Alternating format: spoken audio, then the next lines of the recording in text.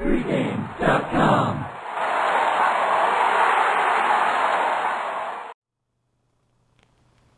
Friday night NBA action, Atlanta at Philadelphia. I'm Marco D'Angelo, and I'm joined with Stephen Nover. And Stephen, you've been tearing up the NBA, so we're going to feature a couple NBA games on the videos I'm doing with you. Handicapping NBA this year, you've got to be like a travel agent to figure all these teams, where they're going, where they've been at, and the scheduling. Just to set the stage for here, this is the first of 3 games in 3 days for Philadelphia. So not, they're going to be playing, a cluster of games, and there's a lot of different theories about, teams pacing themselves through these 3-game stretches. How are you looking at this particular ballgame? First, let's put a line out there. We're projecting a line Friday night of Philadelphia 6.5 for this game. What are you looking at here? Well, I've liked Philly a lot this year, and I think they've been a little under the radar. They have the best point spread record in the Eastern Conference, 10-3-1 against the spread. They'd won their first 6 home games, covered all of them, won easily by more than, their average winning margin was over 20 points. Now, the competition wasn't that great. They finally had their first tough home game the other night against Denver, and they lost, I believe, in overtime. But I think since they got that loss out of their system at home, now they're playing Atlanta, and I think they're going to come up big here in this game. Atlanta lost Al Horford, big loss for them. But in his absence, these last 4 games, they've won the last 4 games without Horford. Josh Smith has done a great job stepping up.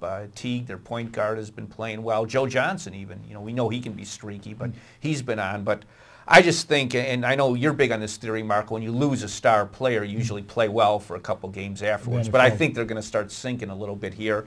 I think Philly, off that loss, is going to play better here. And so I'm liking the 76ers in this home spot. Well, I actually agree with you on this game. I've got Philly as well. This is, I started to say about the scheduling of Philadelphia. I don't know that there's a team in the NBA that's been screwed by the schedule maker more than the Atlanta Hawks. This is going to be the 16th game for the Atlanta Hawks in 25 days. Yeah. 16 games in 25 days. And they're coming off their last game, a very physical game against the Portland Trail Blazers. Mm-hmm. And I think it's going to start to take its toll. And I like Philly here, and I agree with you. Coming off that first loss, they're going to be, in an angry mood Friday night, a weekend crowd. I agree with you. I've got Atlanta in this, I've got Philly in this game winning by, I've got them by 9. We're looking at a projected line of 6.5. What do you have here? Yeah, that's close to what the line I figured. They were 6 against Denver, and I figured they'd be a little higher, maybe 6.5, 7 here. I think they could win by double digits. What I really like about Philly, not just their defense, which has been outstanding. It's got to rank near the top. I think they've committed the fewest turnovers. Drew Holiday, kind of an underrated point guard. I like the coaching. I like Doug Collins a lot. But what I really like about Philly, and which is a real key to this season, is your depth. How good is your bench? These guys, I think, have the 3 best reserves coming off the bench of any other team, with Lou Williams, Thaddeus Young, and Evan Turner.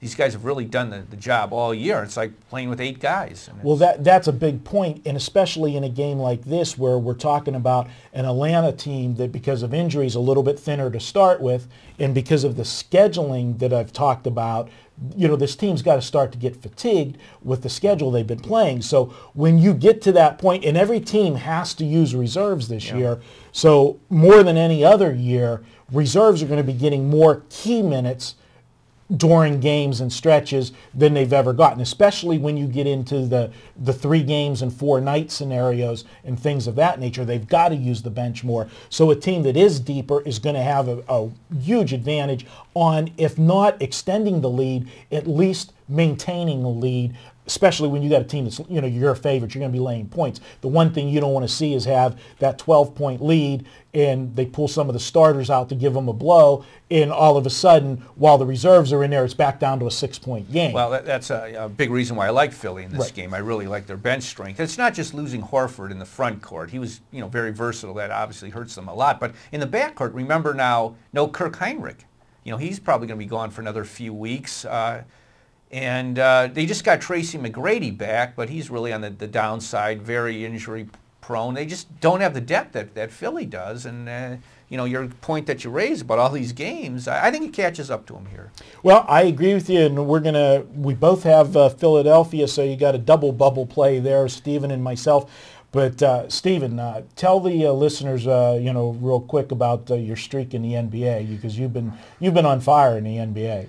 16-3 on my last 19 that's pretty good. Paid and free plays. Yeah, NBA you can just get hot and cold, and I've been lucky enough to be on a hot streak with it. It's streak. If you just get in that zone, you know, sometimes you can just feel right, and then consequently you can get out of the zone and nothing will work. But when you're in the zone, it's a great feeling, I have to say. Well, be sure to check out cheer packages this weekend, especially you know, the NBA, and you know, a lot of guys concentrate. You know, we're so many college basketball games. You're finding some nice gems in the NBA, so be sure to check that out from Stephen Nover.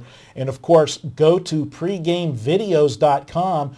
Carry on the conversation. We'll be in there all weekend talking about the football games and basketball, and especially with these basketball videos, is we have to do these videos a day or two in advance, so we don't have solid numbers. We're giving you projections, so always check back on game day to see if there's a major difference on what we were looking at as far as the line goes. The lines will vary from an injury to a blowout the night before. So stop by pregamevideos.com each day and check out what the pros are saying, or ask us a question.